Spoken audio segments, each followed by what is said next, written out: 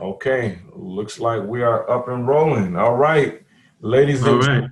yes, we are here with somebody who I consider a mentor, an elder, definitely one of the smartest people on the planet. You know, somebody who is not only an embodiment of the light in which they wish to spread to the world, but who is genuinely an intelligent and a good brother. I'm just really elated to have this moment. And ladies and gentlemen, all the Akoma Portal family, from far and wide, I just want you all to know who it is that I am dealing with right here. This is the one and only Dr. Richarde Donelan. Y'all make some noise, y'all make some noise. Woo! Yes, man. Well, welcome, man. Welcome to Akoma TV. My pleasure to be here. Yes, sir. Yes, sir. Yes, sir. All right, man. So, one of the cool things that, you know, that I mean, because we're both active in the world of education, so I definitely know you in that vein. All right, being somebody a change agent in the world of education.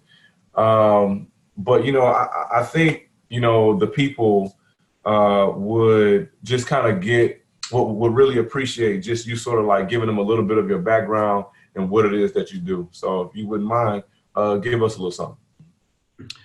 Well, I've been an educator since 1968. Mm. I started teaching biology in a middle school Mm. in the Virgin Islands, in the U.S. Virgin Islands. Okay. Okay. And I've been teaching ever since then. I got into teaching because of my parents exposed me to the power of education Mm. by taking me to two movies, actually.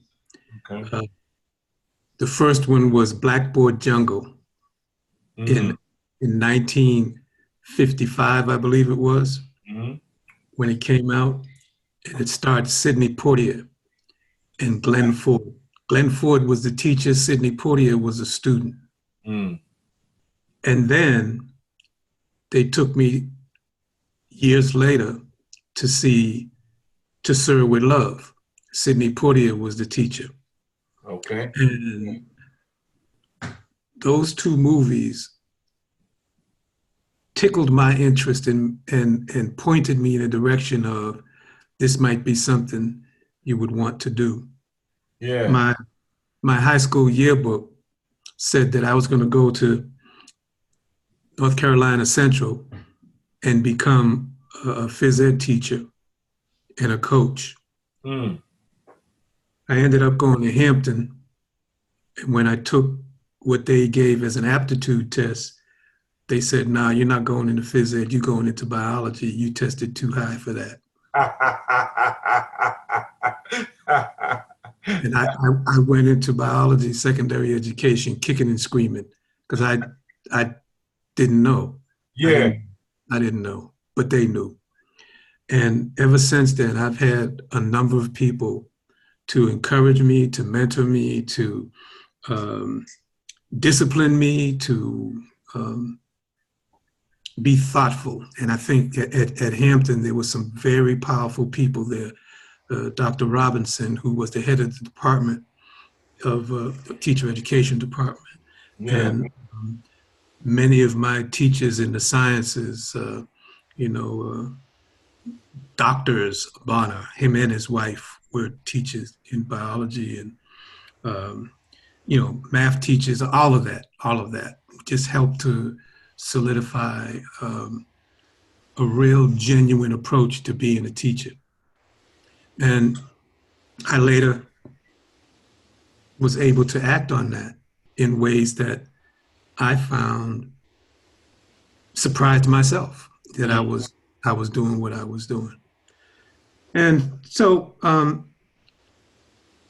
long span of time. And here I am now, still looking at education and what can be done to make it better, because I believe that education becomes the key, and educators are the doorway for many students to find out who they are Yeah. and then realize their purpose, which is based on something that has always been in them.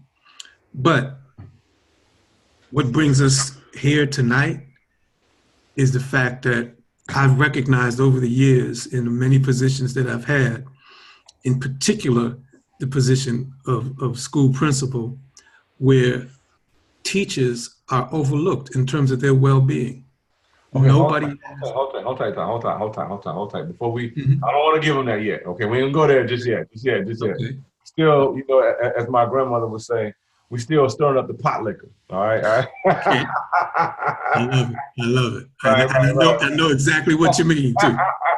Right now, we're not gonna give them the turkey leg just yet. Not yet. Okay. No disrespect to all my vegan folk out there. Okay, but it's all. Amen. Amen. Okay, hold on. Now, you know, um, I too come from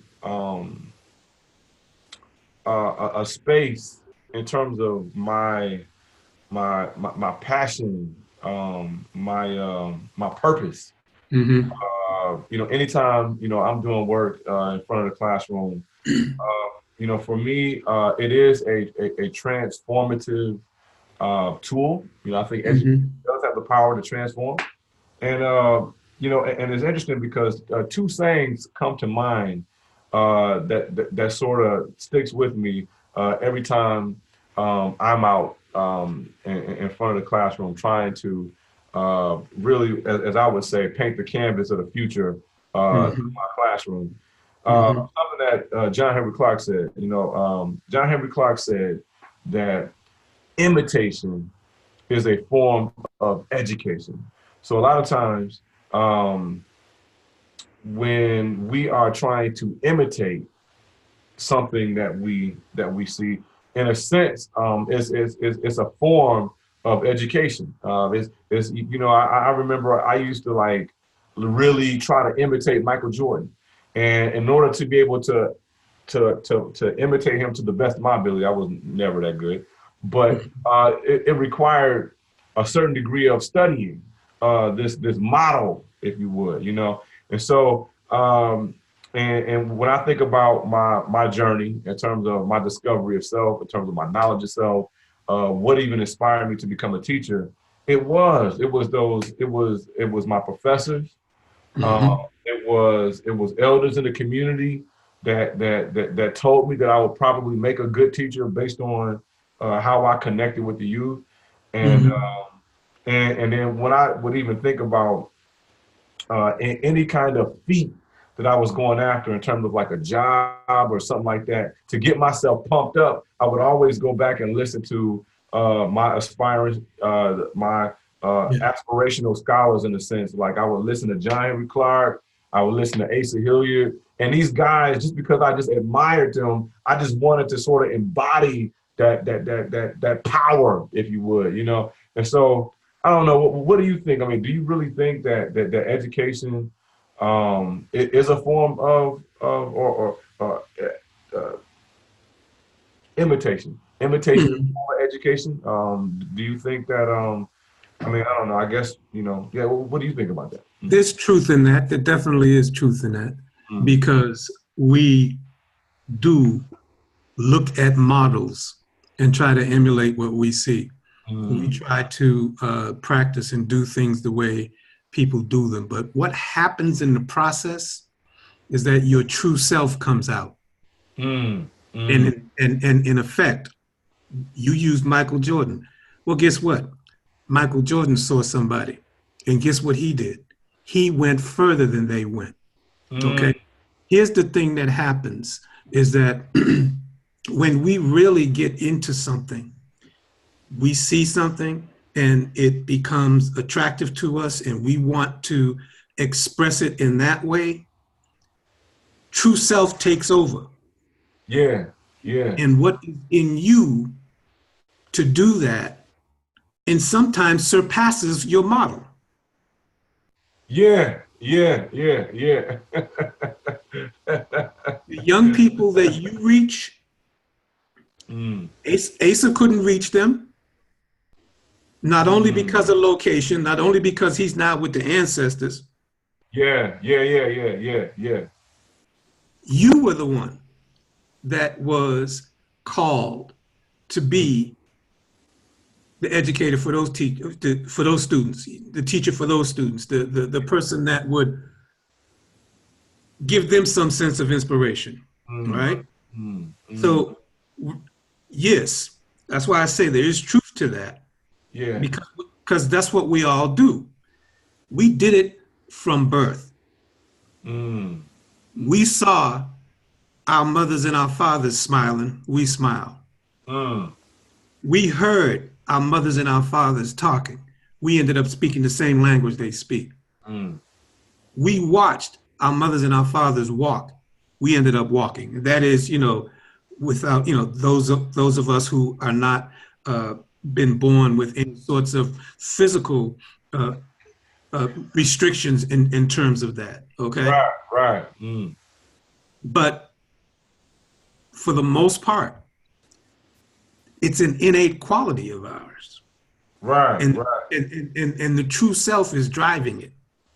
Yeah. And I'm gonna talk more about that true self too. That true self thing right there. Yeah. Yeah. It's interesting too, because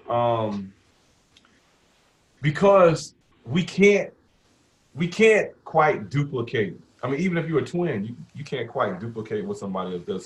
So at some point, the true self has to sort of take over and express in the way that it authentically, at least at some point, maybe not in the beginning, but at least at some point, just because I just can't eat, a salad the way that you eat it. I mean, I'm formed different. I got different taste buds, and so I would imagine just anything else in life, we may be inspired, in terms of these various models. But yeah, that true self, ultimate, and which I would imagine it's supposed to. I mean, because I don't know. What do you think? I seem like everybody has their own innate purpose, their own calling, if you would, or purpose to go out and act in the world. I don't know. What do you think about that? That's the basis of this protocol. Again, I know you don't want to get to that, but that is the basis. That is the basis of the U Next Point Zero protocol. And what happens, and this is why education is so important. What happens is that we place layers upon layers of belief in our students, in our children, okay? And with all good intentions, okay? With all good intentions. And we have to begin to realize that there is a way, and we're at a point in time now where it's necessary that we look at the process of education with new eyes, okay? We look at the process of education with a different understanding of what a teacher is to a student, okay? And where you have found successes, invariably, you can point to instances where you were not the typical teacher. You went beyond that in order to connect with this student. And when you connect with someone, you connect with them authentically. You connect with them based on what you have been able to ascertain about them, based on what they've been able to demonstrate to you. And sometimes they don't even know they're demonstrating it.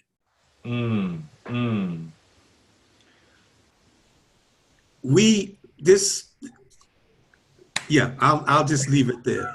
Okay, hold on. Let me dig this. So first of all, real quick, let me make sure that everybody gets this real quick. Okay, so ladies and gentlemen, I am talking with Dr.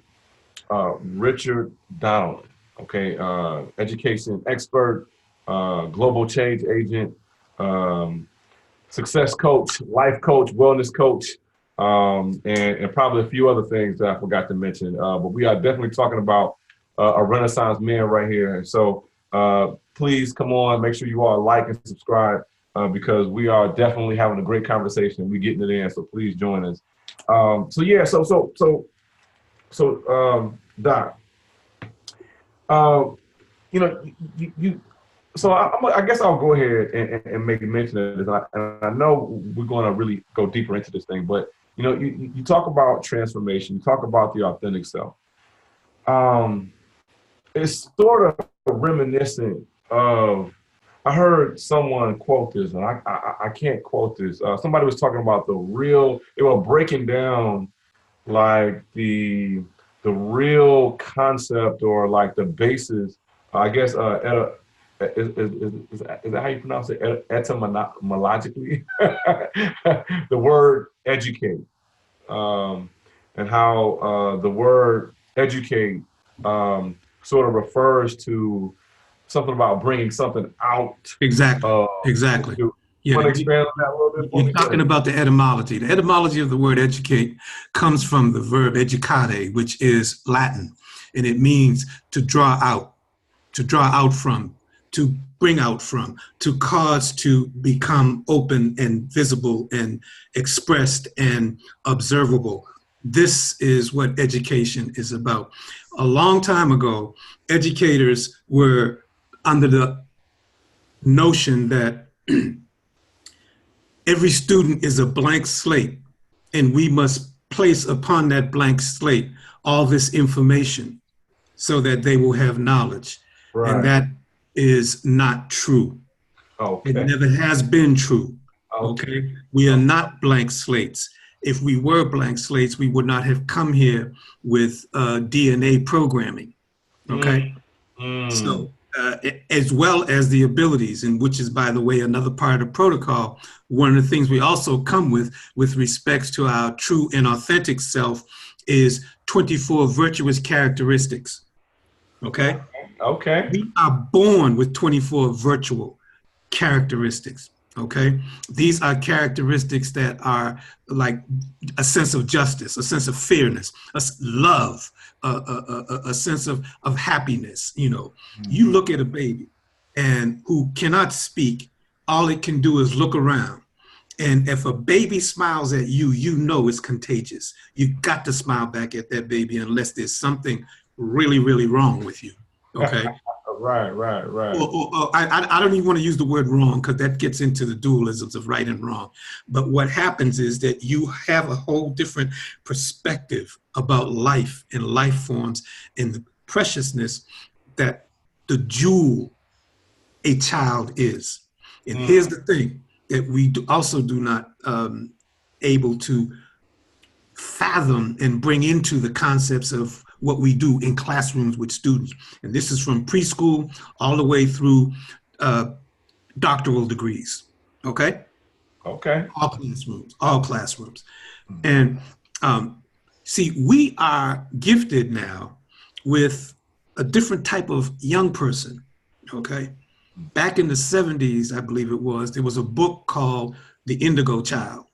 Okay. Oh yeah. Okay. I'm familiar. Okay. Okay. All right. Okay. So now here's the key to understanding why indigo children are the way they are. And that is basically children that have been born since the mid 70s or so. Okay. The DNA that has been implanted in the cells of these young people is DNA that comes from parents whose experiences say we are in a different place. We are in a different future right now. And our children are going to be born into this future and go beyond it. Right. So they need to be ready for that.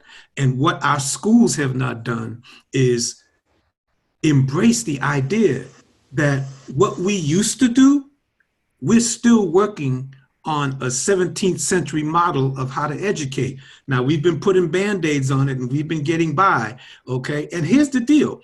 The key is that the human is adaptable, okay? But the true self never goes away. And those and those virtuous characteristics, I said virtual before, but I meant virtuous. Those virtuous characteristics are what's beginning to come out now in very profound ways. You saw those young people who stood up about the presence of guns, okay? That's driven by something that's been in them since birth. All right? And it's suited and necessary and needed in the environment that we're in. Now, the authentic self is something that we also need to look at with respects to our educators. Because therein lies the key to how we are able to transform education. Viktor Frankl has a quote, okay? You know who Viktor Frankl is? No, sir. Okay. Viktor Frankl was, and I used this in the prisons when I was delivering this process to the inmates in federal and state prisons, you know, men and women. He said, when we are no longer able to change a situation, we are challenged to transform ourselves. Yep. I dig. Yeah. Yeah. Right. And so we are now at the point in education where the system is going to be the system.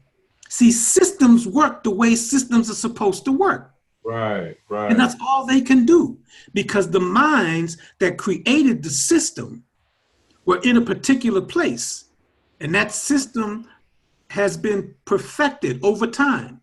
The system is not going to change. It's the people who now must transform themselves. I see. Within that system. Okay, real quick, let me just take a pause real quick. Ladies and gentlemen, I do want you all to know I am talking with the one and only Dr. Richarde Donelan, education expert, global change agent, and definitely one of our most provocative voices in education.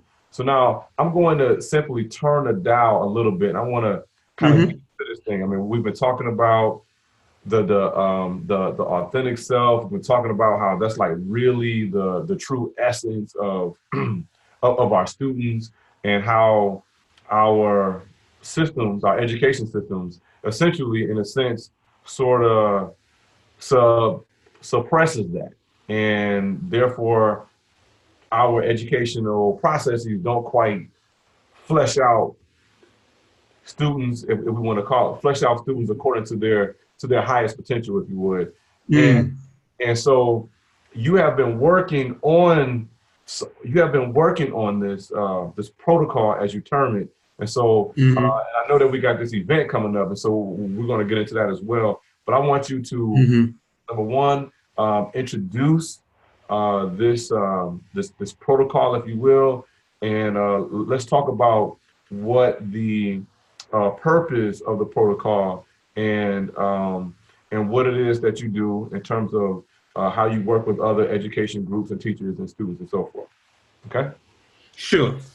So one of the things that we sometimes run into as educators, teachers in classrooms, principals in schools, district officials, so forth and so on, is that we cannot identify options.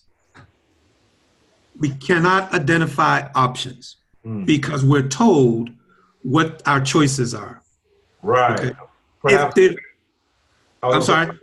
According to like the standards or something like exactly. Everything they say you gotta, push on the kids in order to educate pass them. the tests, or Right. else become a school that's put on probation or sanctions or however they're calling it now. Okay, I've been through all of that. I was when I was a professor at the University of Kentucky, I was part of the Kentucky Educational Reform Action, and I was involved in the financial aspects of how they would pay for this reform in Kentucky. One of the most massive approaches to that a state took in terms of transforming the financing and then the operations within the context of the school.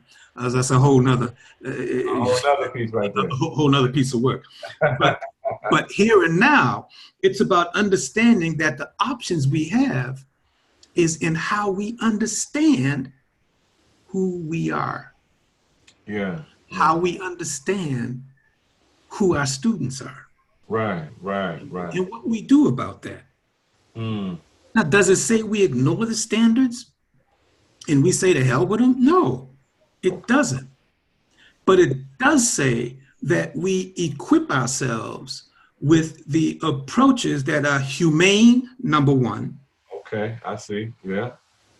And when they're humane, you start with two sources of value. Number one, value for self as the educator. Number two, value of the student. Okay. Because we are working with young people who are going to live in a future we're not going to be a part of because we're going to be dead. Right. Mm-hmm.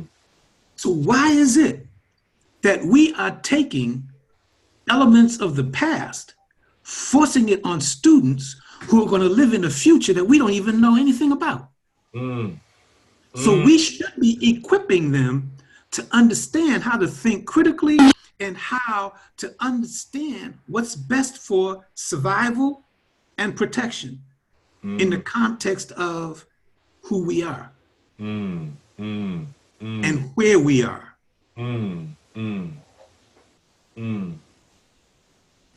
Now, when you say survival and protection, and I think of the future, there's so many different ways that we can envision what does survival and protection look like. So when you say survival and protection, what does that look like according to you when we are in the process of trying to relate to our kids and trying to get them to imagine this different future? Or I love it. I love the question. It's an excellent question. There are three aspects that we can point to. The physical aspect, the mental aspect, the emotional aspect. We think of survival often. We go first to live or die. Okay? We think of protection as hurt, harm, or danger. Protection from hurt, harm, or danger. Okay? But it's all outside of us, and it's basically talking about the physical self. Okay? We don't talk about the hurt, harm, or danger. We don't talk about the survival of our mental state, of our emotional states, which is basically the essence of our well-being, physical, mental, and emotional, is the essence of our well-being. Look at what happens in schools. We literally have subjected young people over the course of the 12 years or so or more that we have them, okay, to, physical, this is what you do with your body. Mental, this is what you do with your mind.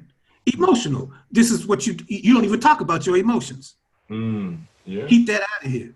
Right. You sit down, you pay attention. When we ask a student to pay attention, those two words, pay attention, do you know what we're really asking them?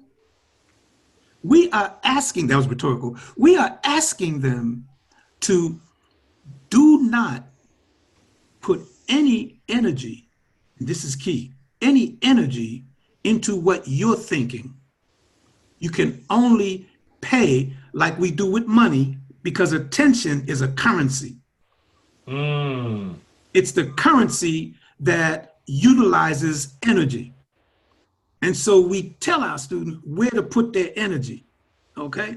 Now, that's not a bad thing, okay? But what happens is we overpower and we don't pay attention to who these people really are. We never get to know the majority of our students. I'm speaking globally in terms of education. I'm talking about education all over the world, because literally the systems of education all stem from the same. It's basically from Prussia. You know, it's the way the Prussian army and the Prussian leadership back in the day, before Russia was Russia and before Germany was Germany, when the Prussians were defeated by Napoleon. That's a whole nother story. I don't want to get into that right now either. But that's where our education system comes from that process. And it's written, it's all out here in the history, but nobody talks about that. All right? And so we're still using that system right now. So, right? Physical, mental, and emotional in terms of survival becomes, again, and this is also another part of the protocol that we deal with. Okay. Now, some people say that when we start to envision this 21st century down the line, when we start envisioning this new world, when you say physical, a lot of times I just sort of think of like technological, like something that's like physical, like in that way. But if we have all the technology and humans, community,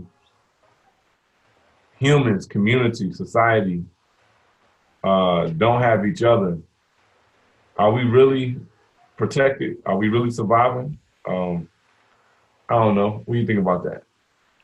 Well, we have separated ourselves from our physical connection. So we no longer feel we need to have a physical connection.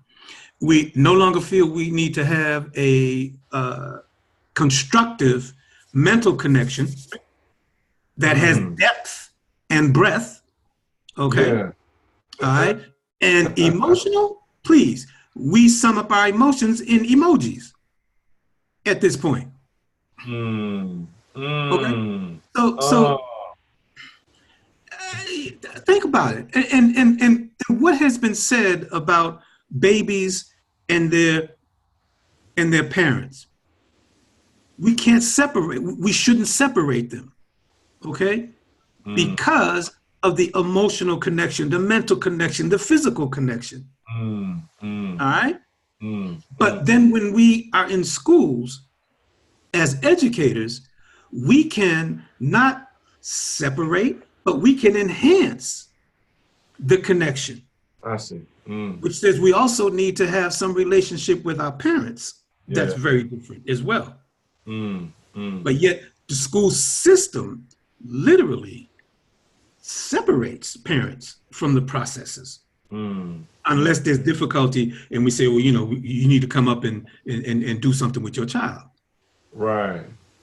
Yeah. It's almost like if there was more of a thread between schools, parents, community, society, you would almost have something different. You would almost.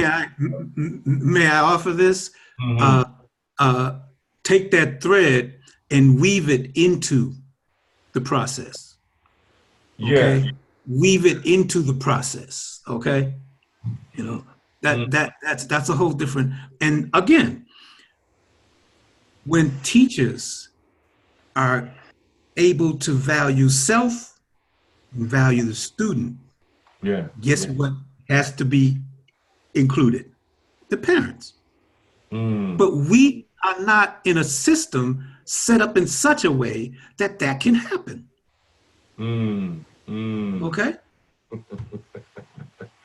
Yeah. So now when we are part of a situation that we cannot control, we have to figure out how the challenge is for us to transform. Okay? The system is not going to necessarily change. Right. We got to be the ones who change. Okay? Go ahead. You're going to ask. From from the top down. This is more or less from the bottom. Inside out. From the inside out, and which is another part of the protocol. We talk about that. You know, Okay. there's a way to impact what's going on around you. But guess what? It begins with what's happening inside you. Yeah. Which how do you define your experiences? Okay. How do I define my experiences? If I define my experiences as something that is happening to me and not inspect why is this impacting me this way? What is it about me that has me responding to this in this way?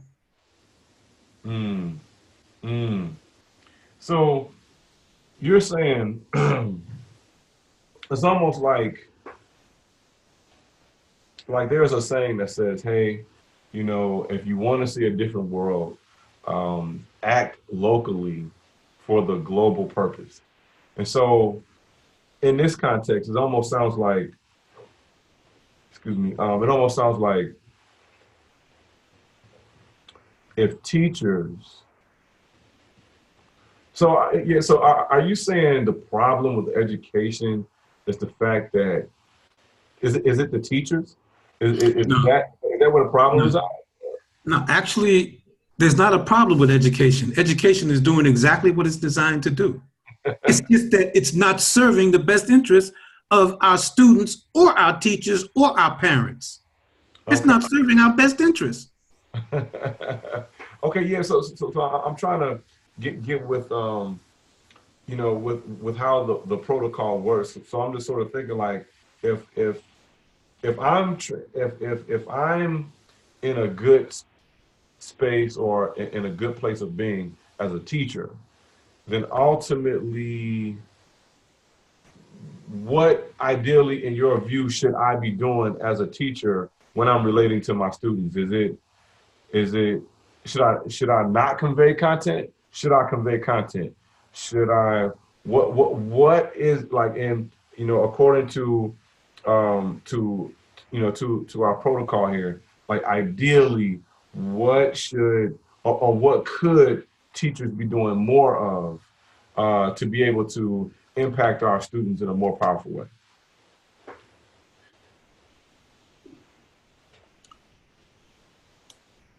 Think in terms of, first and foremost, it depends. Okay? It depends. And there really is not a right or a wrong in this. Okay? Okay.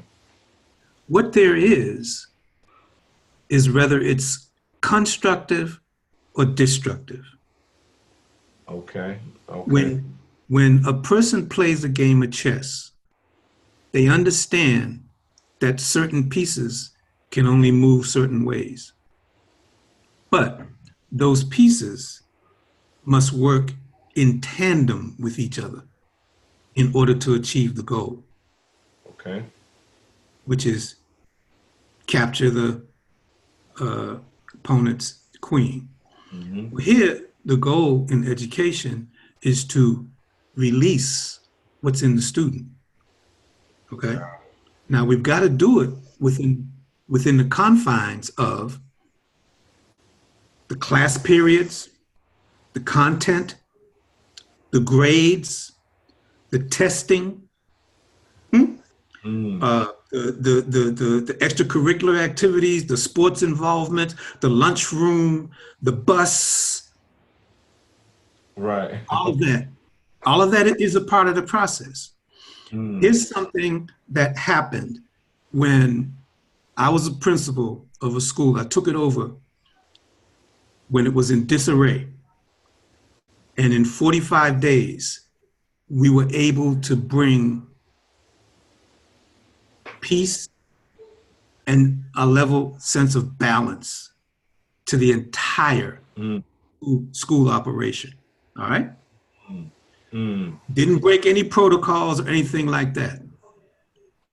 At that particular time, and again, it depends. I'm not saying this is something that people should do. This is what was necessary then, okay? And this was up in the Lincoln School District. Okay. And I was a principal at Childs Elementary School. Okay. Okay. And I publicized 3 courses of action that I would ask every student to commit to. And that is before you said something, before you thought something, before you did something. Consider this. Is it true? Is it kind? Is it necessary? The students, these were elementary school students. They took that and ran with it. Okay. And literally within 45 days, they begin. See, we don't empower students. We disempower students. Okay? And students are used to being disempowered, and they respond to that with rebellion.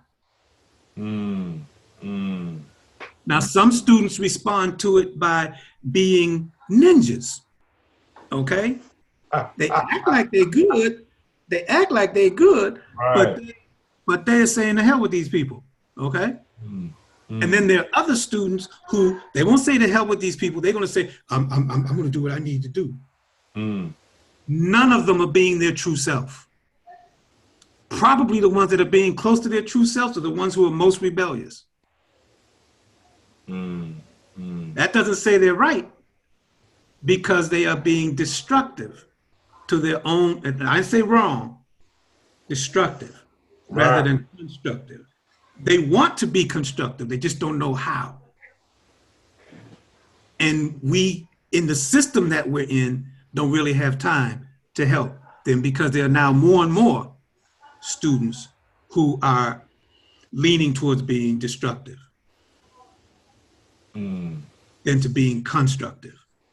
So this protocol is really more of a tool to cause internal change.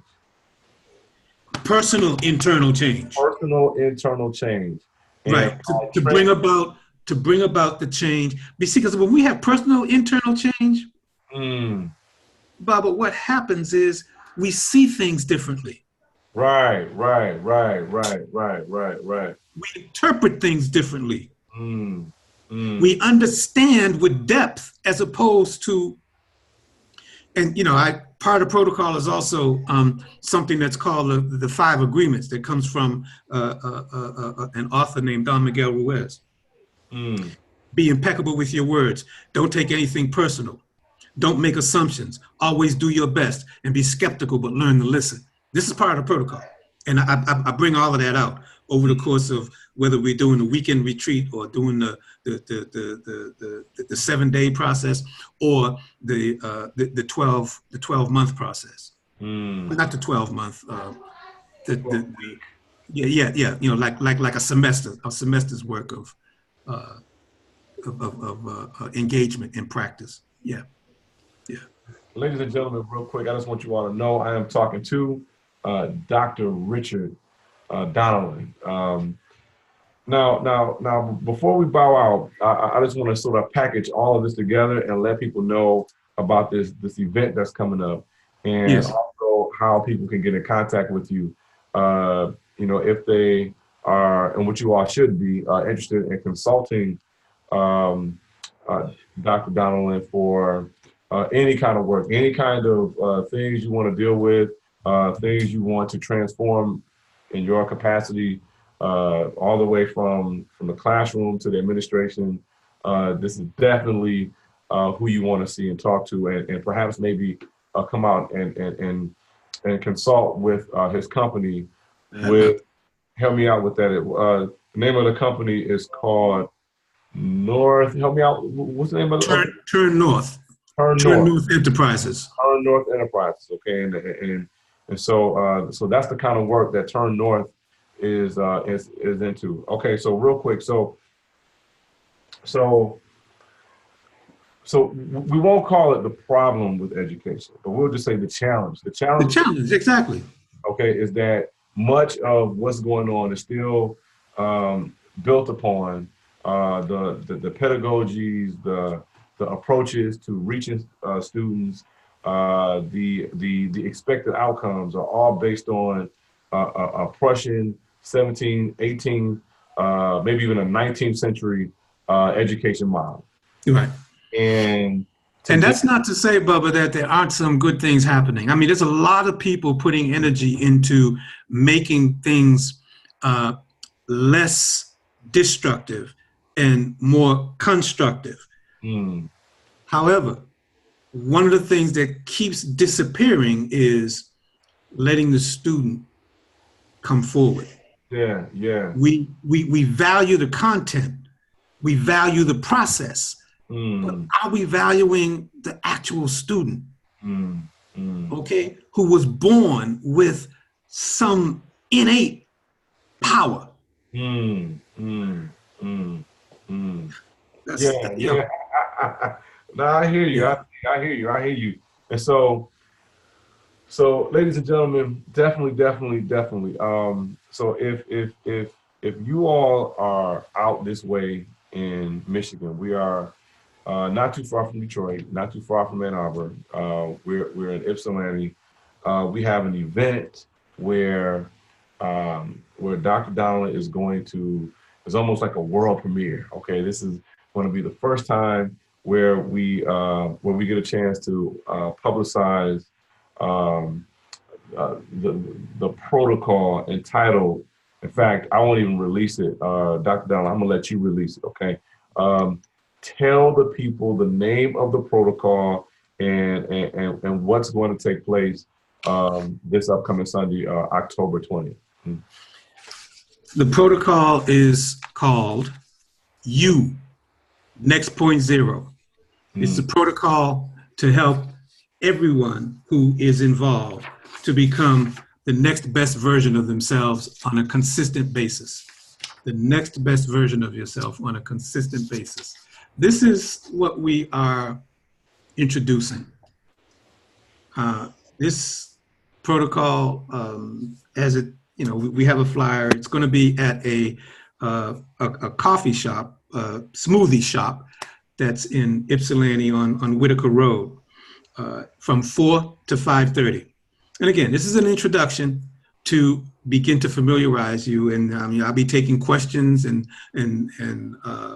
really going into depth with this. I just want to say that this comes out of almost 25 years of what we call in the education process action research. Okay, I actually did this in schools. Okay, and it developed out of that. I was able to have an opportunity while teaching for Jackson College to teach college courses the course was called How to Navigate College and Life. Another course was called Wellness. Another course was called Stress Management. But what I did in each of these, I worked with inmates at a federal prison there in Michigan and a state prison there in Michigan, females and males. And we utilized this. And I got some powerful testimonies from people, all persuasions. Okay, male and female. I've got testimonies from Caucasians, from Hispanics, from Middle Easterners, definitely from brothers and sisters. So we have to understand that personal well-being is empowerment. Okay. To pay attention to your personal well-being is actually empowerment that we've been missing. So, I say on the flyer, are you ready to offer the best version of yourself to the situations and circumstances that you are involved in? Yeah. And this goes for your professional work. This goes for you socially, goes for you as a family person, as a citizen of society. And we know that we are in times right now where circumstances and situations around us are actually amazing. It's just like, is this really happening? Yeah. You know? Okay. So, I don't want to say too much more about that, but the bottom line is that, we ask you to register at bit.ly/NXT0ED, and I can be reached at my email address, which is rdonelan07@gmail.com, You want to or, spell Donelan for them just so that they yeah, know? rdonelan, Donelan 07 @gmail.com, or turn north now@gmail.com. Either one of those emails. Turn north now, no spaces, all lowercase, @gmail.com. TURNNORTHNOW. Turn north now @gmail.com. Yeah. Listen, man. I appreciate you, bro. It was so fun having you come on our podcast, and I'm just excited, man. Because I too am a strong believer in using what's in the inside as a resource uh, Mm.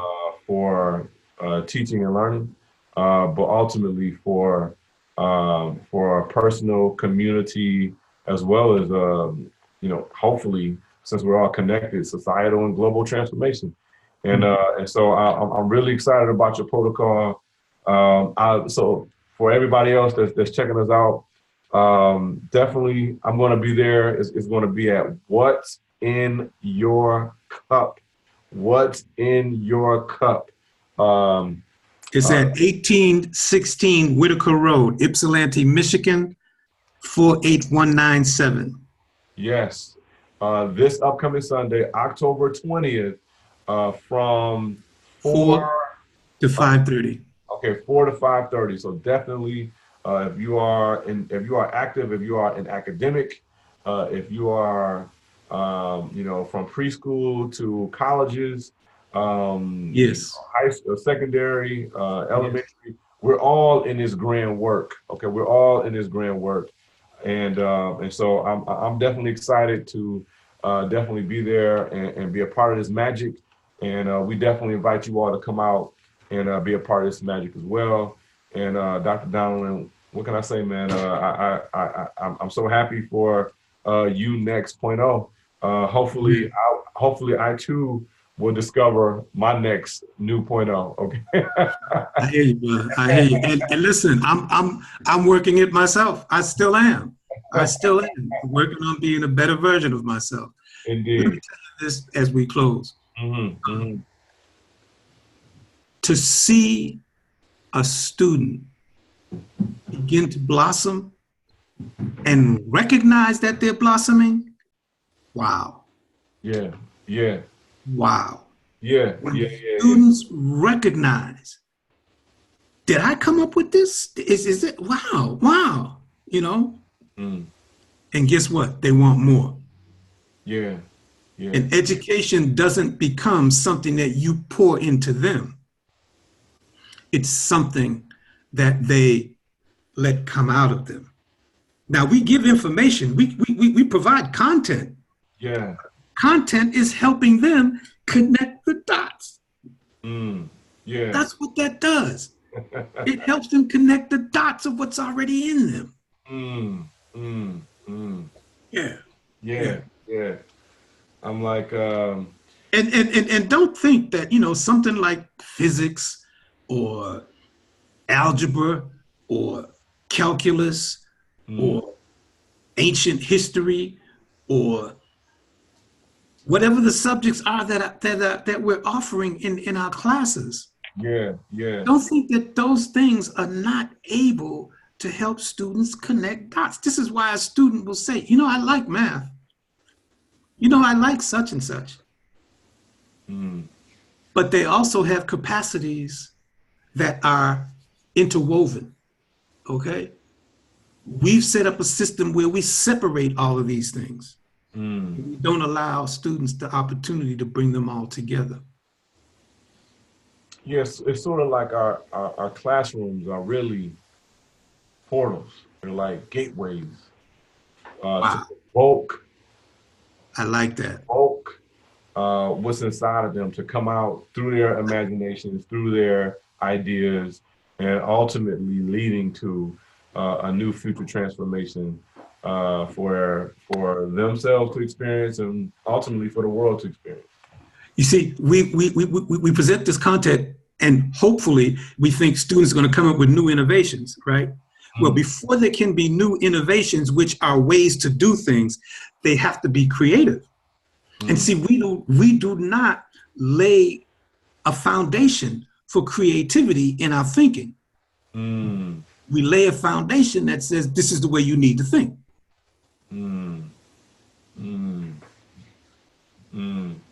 But the content can be utilized to think creatively and then function or act innovatively. Ladies and gentlemen, Dr. Richarde Donelan. Thank you, my brother. Definitely. It's been a pleasure. Everybody, please come out support. You know, if you all want more information, all of this interview and information will be posted on the portal's Facebook page, and so we'll be there. Definitely come out, bring your family, bring your spouse, your girlfriend, boyfriend, whatever it is. Okay, come everybody, because everybody needs to drink from this stuff. And so there you have it. Okay? Amen. Peace and balance to you, brother, and peace and balance to all of you who had the opportunity to watch this. I really appreciate it. Thank you. I sure will. Okay, I sure will. And I'll make sure I'll send you the links to all of this so we can definitely get it out to many people as possible. All right. Ashe. All right. Ashe. All right. You take care and you have a blessed night now. God bless, brother. Peace.